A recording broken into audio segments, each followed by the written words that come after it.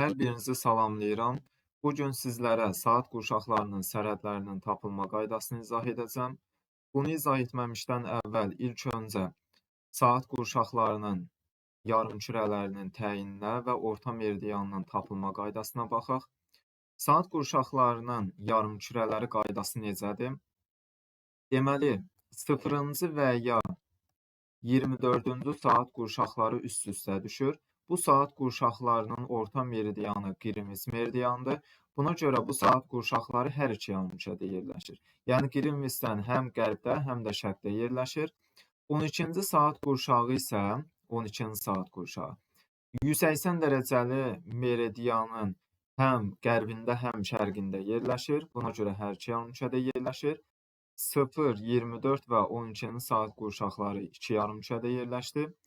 Yerdə qalan saat qurşaqları 1-ci saat qurşağından 11-ci saat qurşağına qədər, yəni 1, 2, 3, 4, 5, 6, 7, 8, 9, 10 və 11-ci saat qurşaqları yalnız şərq yarımkürəsində yerləşir. 13-cü saat qurşağından başlayaraq 23-cü saat qurşağına qədər, yəni 14, 15, 16, 17 və 23-cü saat qurşaqları isə qərb yarımkürəsində yerləşir. İndi isə saat qurşağının orta meridian tapılmasına baxaq. Deməli, əvvəlcə saat qurşağının hansı yarımkürədə yerləşdiyinə baxmalıyıq. Əgər bu saat qurşağı şərq yarımkürəsində yerləşərsə, bu halda nə edirik? Saat qurşağının orta meridianını tapmaq üçün saat qurşağının nömrəsini 15 dərəcəyə vururuq. Əgər bu saat qurşağı qərb yarımkürəsində yerləşərsə, saat qurşağının nömrəsini 24-dən çıxıb, alınan nəticəni 15 dərəcəyə vurmalıyıq. Məsələn, nümunə deyək, tutaq ki, 3-cü saat qurşağı. Dedik ki, 1-dən 11-ə qədər saat qurşaqları şərqdə yerləşir. Bu şərqdə yerləşdiyi üçün, onda saat qurşağının nömrəsini 3-ü vurmalıyıq 15 dərəcəyə. Bərabərdir 45 dərəcə şərq uzunluğu. 45 dərəcə şərq uzunluğu 3-cü saat qurşağının orta meridianıdır.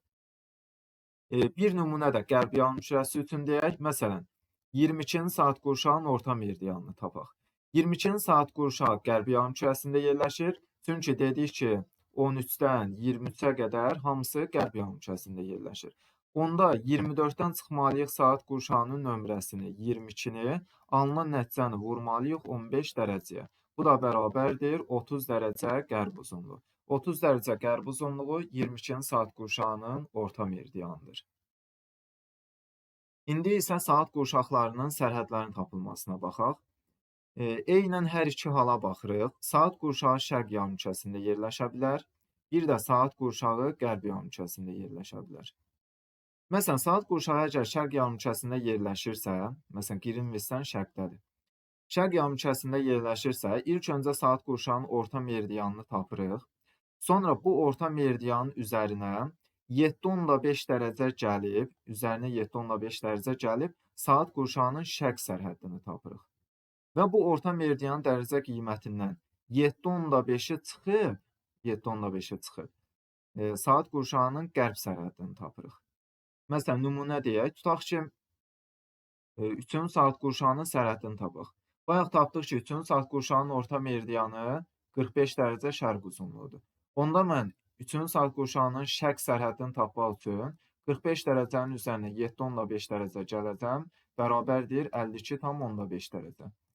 Yəni 52,5 dərəcə şərq uzunluğu 3-cü saat qurşağının şərq sərhəddidir, yəni sağ sərhəddidir.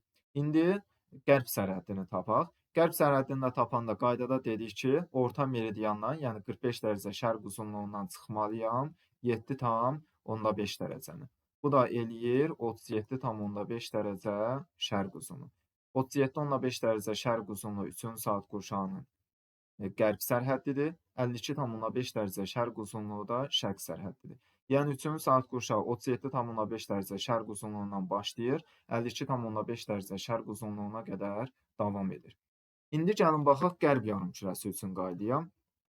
Qərb yarımkürəsində də qayda belədir ki, yenə eyni qayda ilə orta meridianı tapırıq və bu saat qurşağının şərq sərhəddini tapmaq üçün orta meridian dərəcə qiymətindən 7,5-i çıxırıq. 7,5-i çıxırıq. Tapdıq şərq sərhəddi. Qərb sərhəddi tapmaq üçün isə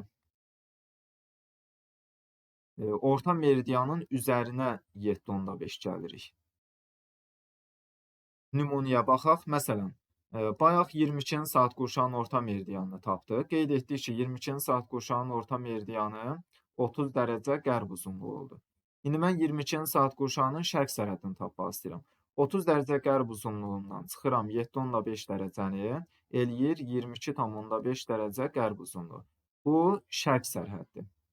İndi qərb sərhəddi tapıram. 30 dərəcə qərb uzunluğunun üzərinə 7.5 dərəcəni gəlirəm, eləyir 37.5 dərəcə qərb uzunluğu.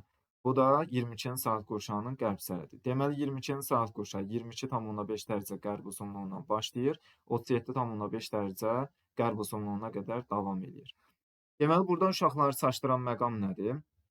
Bir şeyə diqqət eləyirik ki, əgər saat qurşağı şərq yarımkəsində yerləşirsə, şərq sərhəddi tapanda üzərinə 7.5-i gəldik, qərb sərhəddi tapanda orta meridiandan 7.5-i çıxdıq.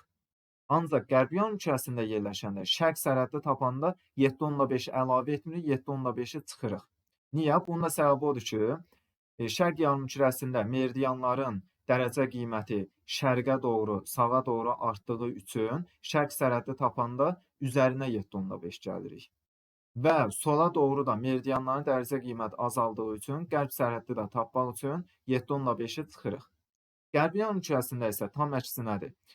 Şərqə doğru meridianların dərəcə qiyməti azaldığı üçün şərq sərhəddi tapanda 7.5-i çıxırıq. Qərbə doğru isə meridianların dərəcə qiyməti artdığı üçün qərb sərhəddi tapmaq üçün orta meridianın üzərinə 7.5-i gəlirik. İzahımız bu qədər. Ümidvaram ki, bu məsələni də artıq anlamış oldunuz.